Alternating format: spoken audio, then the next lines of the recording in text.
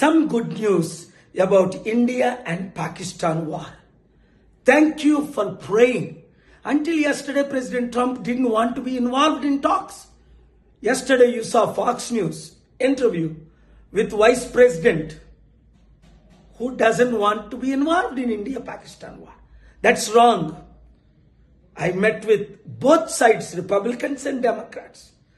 I have been in touch with Pakistani leaders and our Indian leaders. Peace is possible. Now some good news, but please pray this to continue and war should be stopped immediately. నిన్నటి వరకు president Trump India Pakistan విషయంలో మేము ఉండవని Marco Rubio అనడం మీరు విన్నారు, secretary of state. Vice president Pence చెప్పడం మీరు విన్నారు.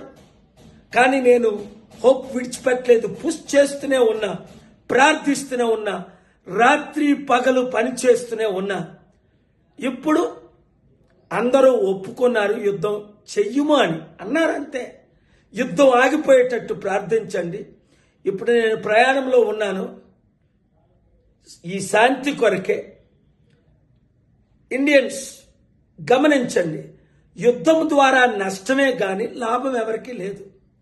ఇన్నోసెంట్ కుటుంబాలు చనిపోతున్నాయి, లక్షల మంది చనిపోతారు, లక్షల కోట్లు లాసు. అలాగని టెర్రరిస్ట్ మనల్ని అటాక్ చేస్తే మనం విడిచిపెట్టేదే లేదు.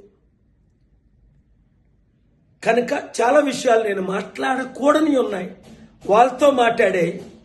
ఈ వీడియో అందరూ శాంతి కోరే వారందరూ శాంతి కొరకు మే 24 శనివారం 6 గంటలకు జిమ్ఖానా గ్రౌండ్స్ లో మీటింగ్.